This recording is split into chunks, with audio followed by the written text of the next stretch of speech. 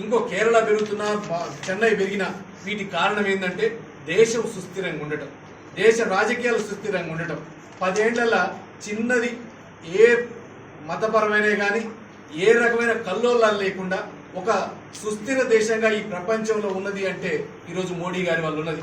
కాబట్టి మీరు ఆలోచించండి, రేపు మన పిల్లల భవిష్యత్ చేయాలన్నా అదే ఎకో సిస్టమ్, ఎన్విరాన్మెంట్, పరిశ్రమల కల్పనకు కానీ వీటన్నిటికీ రావాలన్నా రేపు మోడీ గారు అధికారంలోకి వస్తే ఇవన్నీ వస్తాయి, ఎట్లయినా వస్తారు. దాంట్లో నల్లగొండను గెలిపియాలి. 400 సీట్లు గెలవాల్సిందే, దాంట్లో నల్లగొండ ఉండాల్సిందే. ఈరోజు అందరికి అనుమానం రావచ్చు, ఏంది ఇక్కడ బీజేపీ లేదు, ఒక్క ఎమ్మెల్యే గెలవలేడా, కానీ రేపు అధికారంలోకి ఎట్టొస్తారంటారు. కానీ వస్తాం రేపు అధికారంలోకి. ఎందుకంటే పోయినసారి ఆదిలాబాద్లో ఎక్కడ లేరు, కరీంనగర్లో మామూలు ఉన్నారు, నిజామాబాద్లో కొద్దిగా ఉండే, కానీ ఆ రోజు గెలిపించిన ప్రపంచం జనం మోడీ గారిని చూసి. రేపు అదే పరిస్థితి ఈ నల్లగొండలో కూడా రాబోతా ఉంది. నల్లగొండలో కూడా ప్రతి అక్క, చెల్లె, తమ్ముడు, మరి యూత్ అయితే మొత్తం ఆలోచిస్తా ఉన్నారు, మోడీ గారు అయితేనే ఈ దేశానికి భవిష్యత్తు.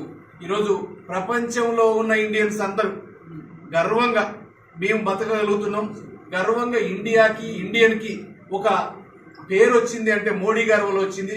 ఇంతకుముందు ప్రధానమంత్రి దేశానికన్నా వచ్చి పోయిండు అంటే ఇండియన్ ప్రధానమంత్రి ఒకళ్ళకి ఆ రోజు పేపర్లు కూడా కవర్ చేయ కొన్ని వచ్చిండు పోయిండు అన్నట్టుండేది. కానీ ఈరోజు మోడీ గారు ఏ దేశానికి పోతే ఆ దేశంలో ఒక వార్త, ఏ దేశానికి పోతే ఆ దేశాధ్యక్షులు లైన్లో నిలబడి మాట్లాడుతూ ఉన్నారు. ఏ దేశాల మధ్య ప్రాబ్లమ్స్ ఉంటే ఇలా మోడీ గారు అయితే ఆ ప్రాబ్లమ్స్ ని క్లియర్ చేయగలుగుతారని ఆలోచిస్తా ఉన్నారు. పెద్దది అమెరికా లాంటి దేశమే మొన్న రష్యాగిన అణుబాంబు వేసేది, కానీ ఒక్క మోడీ గారి వల్ల దాన్ని ఆపగలిగిండని చెప్పారు. అదే ముస్లిం కంట్రీస్ అబుదాబి లాంటి కంట్రీలో కోట్ల రూపాయలతో గుడిని కట్టించిన చరిత్ర ఇలా మోడీ గారికి దక్కింది.